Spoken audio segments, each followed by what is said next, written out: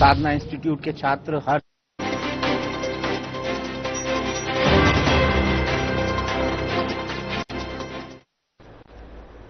नमस्कार, मैं हूं आपके साथ अंकिता पाल। बुलेटिन की शुरुआत करते हैं। गृह मंत्री अमित शाह महाराष्ट्र पहुंचे हैं, जहां उन्होंने अपने संबोधन में कहा कि मुझे अच्छा लगा कि इस जिले को अहिल्याबाई के नाम के साथ में जोड़ा गया है। बीजेपी ने औरंगाबाद का नाम बदला था और यहां पर अहिल्याबाई का नाम रखा है, और ये वही लोग कर सकते हैं जो छत्रपति शिवाजी महाराज के अनुयायी हैं। साथ ही उन्होंने ये भी कहा कि महाराष्ट्र के किसानों पर आफत आई थी। 60 लाख हेक्टेयर से भी ज्यादा किसानों की भूमि और फसल बर्बाद हो गई। महाराष्ट्र सरकार ने किसानों की मदद के लिए कई सारी पहल की है। मित्रों, आज मैं आया हूं, मुझे अच्छा लगा कि यह भूमि को, यह जिले को पुण्य श्लोक अहिल्याबाई के नाम के साथ जोड़ा गया है। जब एकनाथ जी मुख्यमंत्री थे, देवेंद्र जी उप मुख्यमंत्री थे, भाजपा सेना सरकार ने औरंगाबाद का नाम भी बदला और यहां अहिल्याबाई का नाम भी रखा। ये वही लोग कर सकते हैं जो शिव छत्रपति के अनुयायी है, जो औरंगजेब की धारा को आगे बढ़ाते हैं। उनमें इतना हिम्मत नहीं है कि औरंगाबाद का नाम धर्मवीर संभाजी महाराज के नाम से।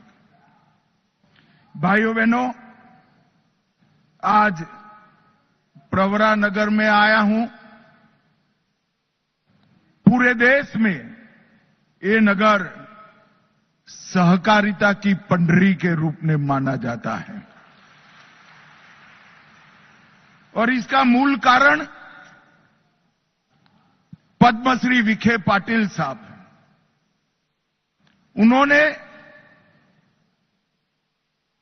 पूरा जीवन इस क्षेत्र के, महाराष्ट्र के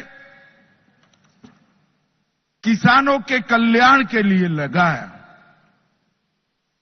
इसके लिए मैं बाद में बहुत डिटेल में बात करूंगा, परंतु सबसे पहले महाराष्ट्र के किसानों पर एक प्रकार से इंद्रदेव ने इस बार आफत भेजी।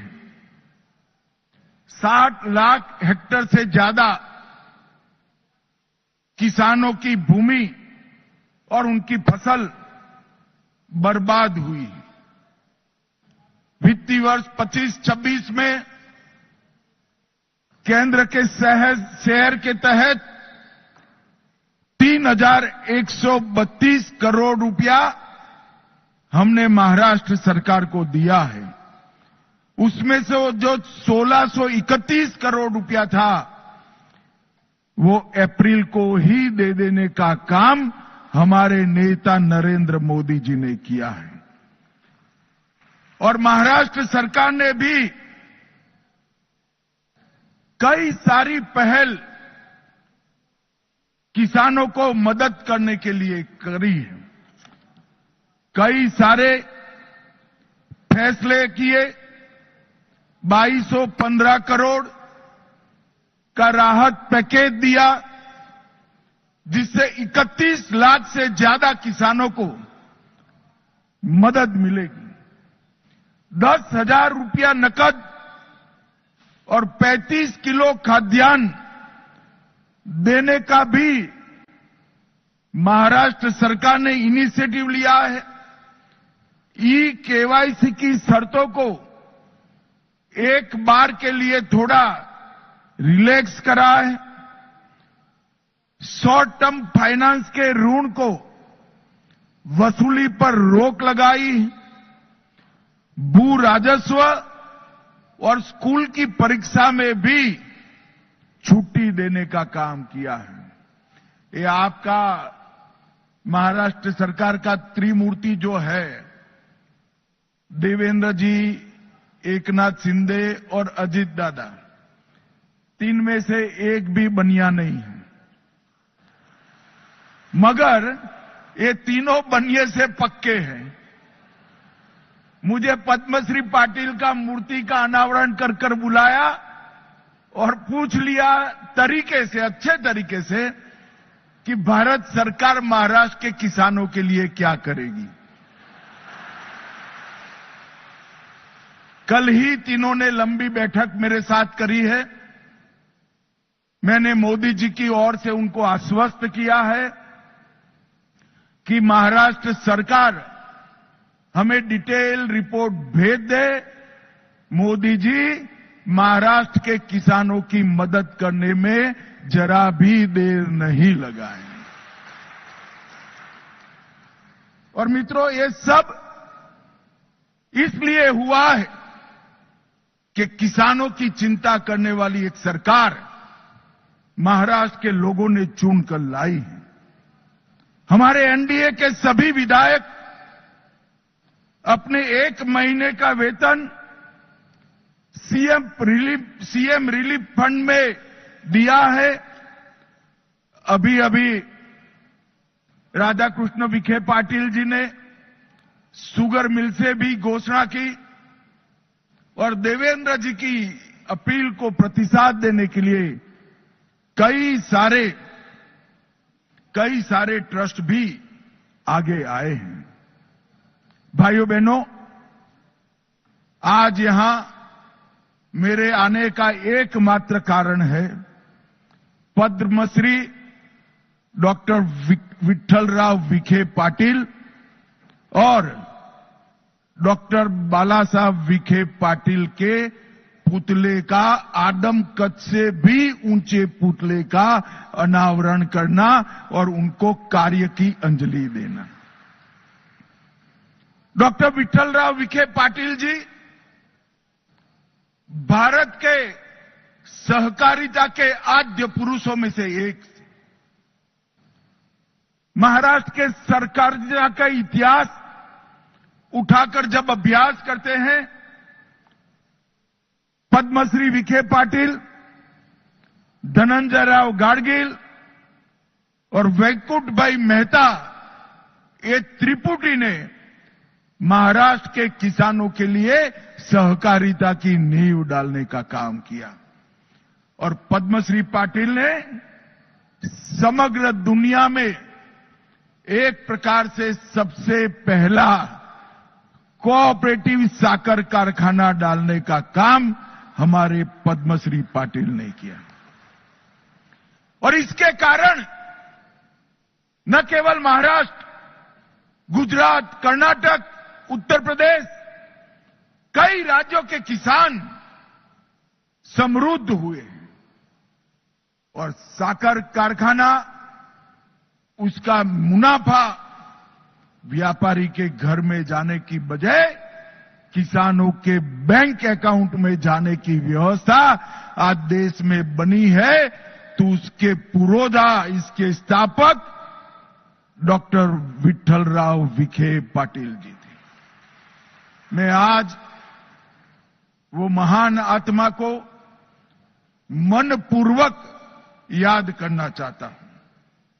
उनके ही सुपुत्र डॉक्टर बाला साहब विखे पाटिल जी, इन्होंने कोऑपरेटिव को तो मजबूत किया, मगर कोऑपरेटिव इंस्टीट्यूशन के माध्यम से शिक्षा, स्वास्थ्य और ग्रामीण विकास, ये तीनों क्षेत्र के अंदर कोऑपरेटिव का मुनाफे से विकास करने की एक नई परंपरा बाला साहब विखे पाटिल ने डाली। 8 दशकों से अधिक लंबे अपने जीवन में 7 बार सांसद चुनकर आए। अटल जी की सरकार में उन्होंने बहुत अच्छे से काम भी किया। मैं 2 बार उस वक्त उनको मिला था। हमारे गुजरात में एक माधुपुरा कोऑपरेटिव बैंक डूब गई थी, तब वो वित्त मंत्री का काम संभाल रहे थे, एमओएस वित्त थे। हम उनके पास गए थे, उनकी महत्वपूर्ण भूमिका थी आरबीआई को एक revival package Madhupura mercantile cooperative bank को देने के लिए, और यह इतना बड़ा योगदान था जिसके कारण 225 कोऑपरेटिव बैंक गुजरात के बच गए थे और बड़े संकट से उभर कर बाहर आए। इसलिए मैं डॉक्टर बाला साहब विखे पाटिल जी को भी बहुत मनपूर्वक इस समारंभ में याद करना चाहता हूं, और उनका जो पुतला लगा है वो चौक को, वो स्थान को पद्म सम्मान का बहुत अच्छा नाम देने का काम राधाकृष्ण विखे पाटिल जी और सुजोय ने किया है। इसके लिए भी मैं उनको बहुत बहुत धन्यवाद देता हूं। मित्रों, आज डॉक्टर विठ्ठलराव विखे पाटिल सहकारी चीनी कारखाने का नवीनीकरण भी हुआ है। जब 50-51 में ये कारखाने की स्थापना हुई तब 50 टन गन्ना प्रतिदिन की क्षमता से शुरू हुई थी और आज 72 टन गन्ना प्रतिदिन ये प्रोसेस करता है, और आने वाले समय में 7200 मैट्रिक टन प्रतिदिन से आगे बढ़कर 15,000 टन प्रतिदिन तक एक क्षमता का विस्तारण होगा। जब मोदी जी ने सहकारिता मंत्रालय की स्थापना की तब सहकारिता क्षेत्र में सहकारी चीनी मिलों को मजबूत करने के लिए एनसीडी की योजना आई, और जो अच्छे यूनिट थे उसको हमने फाइनेंस किया, और उसी में से ही आज डॉक्टर विठ्ठलराव विखे पाटिल सहकारी चीनी कारखाने का विस्तरण हो रहा है। और मित्रों, ये शुगर मिल ने अल्कोहल डिस्टिलेशन संयंत्र जो 70 में लगाया, 15 KLPD की इनकी क्षमता थी, आज 92 KLDP का हुआ है, और हमने 240 KLDP ले जाने की उनको मंजूरी दे दी। इथेनॉल संयंत्र 20 KLDP का था, अब 150 KLDP का हुआ है। बायोगैस प्लांट 12,000 क्यूबिक मीटर पर दिन था, अब 30,000 तक काम करता है, और को जनरेशन प्लांट 30 मेगावाट से 68 मेगावाट तक पहुंचा है। और मित्रों, प्रेस मड से जैविक खाद 75 मैट्रिक टन ये कारखाना बनाता है, जो ऑर्गेनिक खेती को आगे बढ़ाएगा। मित्रों, ये ठोस कदम अच्छे तरीके से चल रहे इस कारखाने ने बनाए हैं, और मोदी जी के नेतृत्व में शुगर मिलों की संख्या में 67 की वृद्धि हुई है। चीनी उत्पादन में 10 लाख मैट्रिक टन की बढ़ोतरी हुई है। डिस्टिलरी 2 गुना बढ़ी है। इथेनॉल की उत्पादन क्षमता 5 गुना बढ़ी है। इथेनॉल की आपूर्ति 10 गुना बढ़ी है, और पेट्रोल में इथेनॉल का ब्लेंडिंग 20% तक पहुंच गया है। फिलहाल यहां रुकते हैं एक छोटे से ब्रेक के लिए।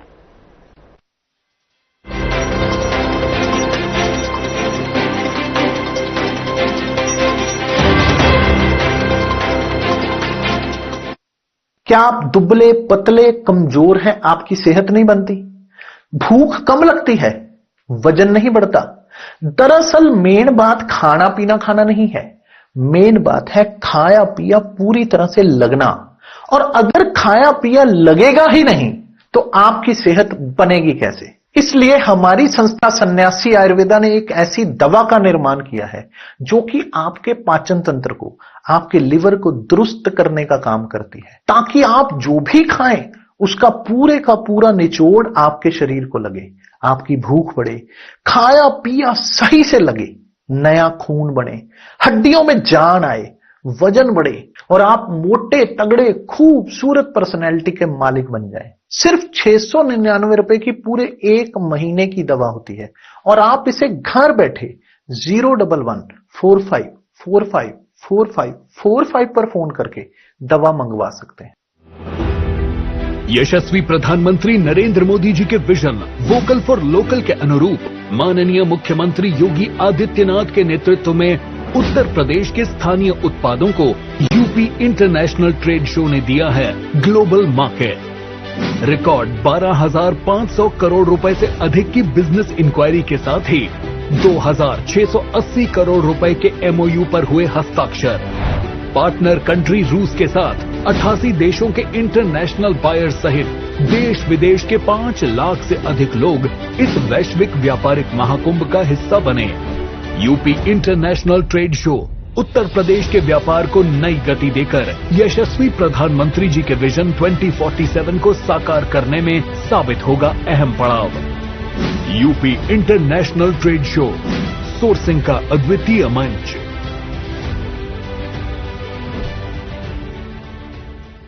क्या रंग खिला, क्या रूप सजा, मैं ही नहीं दुनिया ने कहा।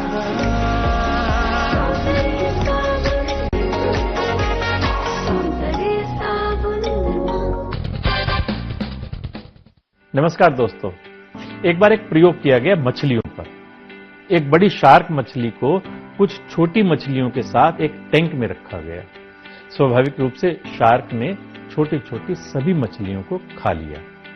इसके बाद उस टैंक के बीचों बीच एक ट्रांसपेरेंट फाइबर शीट लगा दी गई उस टैंक के 2 हिस्से करने के लिए। अब एक तरफ शार्क थी और दूसरी तरफ छोटी मछलियां। शार्क केवल देख सकती थी लेकिन दूसरी तरफ जा नहीं सकती थी। शार्क ने बार बार उस फाइबर शीट पर टक्कर मारी ताकि दूसरी ओर की मछलियों तक पहुंच सके, लेकिन सफल नहीं हो सकी। ऐसा कई दिन तक दोहराया गया और रिजल्ट वही का वही। शार्क छोटी मछलियों को नहीं खा पाई और फेल हो गई। कुछ दिनों बाद वो बीच का पार्टीशन हटा दिया गया। अब देखने में क्या आया कि शार्क अभी भी टैंक के दूसरी ओर नहीं जा रही थी, क्योंकि उसकी मानसिकता बन चुकी थी कि बीच में एक रेडियो कार्यक्रम मन की बात के जरिए राष्ट्र को संबोधित करते हैं। इस बार पीएम ने मन की बात के 126वें एपिसोड का प्रसारण किया है। पीएम मोदी से देश के कई हिस्सों से नागरिकों ने अपने प्रश्न और सुझाव साझा किए।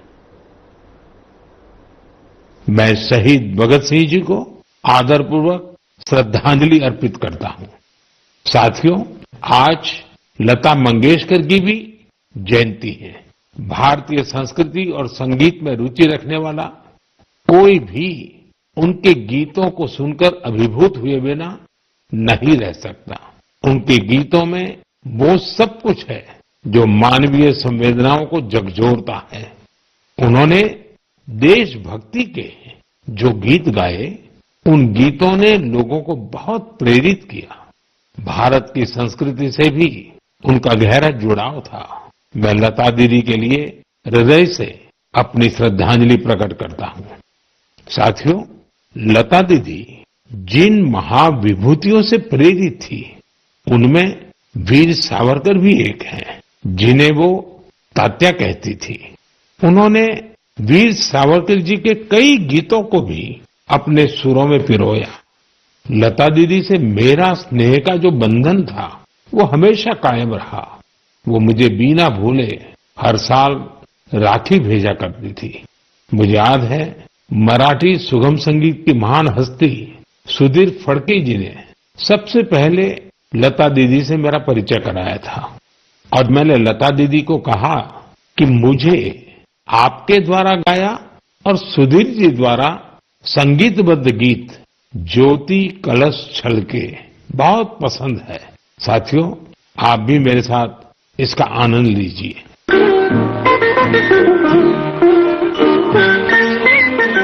ज्योति कलश छलके, ज्योति कलश छलके, ज्योति कलश छलके, ज्योति कलश छलके। वे गुलाबी लाल सुनहरे रंग दरबार के, ज्योति कलश छलके। मेरे प्यारे देशवासियों, नवरात्रि के इस समय में हम शक्ति की उपासना करते हैं। हम नारी शक्ति का उत्सव मनाते हैं।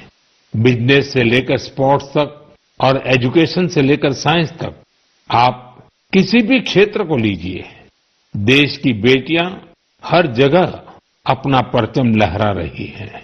आज वे ऐसी चुनौतियों के भी पार कर रही हैं जिनकी कल्पना तक मुश्किल है। अगर मैं आपसे ये सवाल करूं, क्या आप समंदर में लगातार 8 महीने रह सकते हैं? क्या आप समंदर में पतवार वाली नाव यानी हवा के वेग से आगे बढ़ने वाली नाव से 50,000 किलोमीटर की यात्रा कर सकते हैं? और वो भी कब? जब समंदर में मौसम कभी भी बिगड़ जाता है। ऐसा करने से पहले आप 1000 बार सोचेंगे, लेकिन भारतीय नौसेना की 2 बहादुर ऑफिसर्स ने नाविका सागर परिक्रमा के दौरान ऐसा कर दिखाया है। उन्होंने दिखाया है कि साहस और दृढ़ संकल्प होता क्या है। आज मैं मन की बात के श्रोताओं को इन 2 जाबाज ऑफिसर से मिलवाना चाहता हूं। एक है लेफ्टिनेंट कमांडर दिलना और दूसरी है लेफ्टिनेंट कमांडर रूपा। ये दोनों ऑफिसर्स। फिलहाल बुलेटिन में इतना ही। नमस्कार।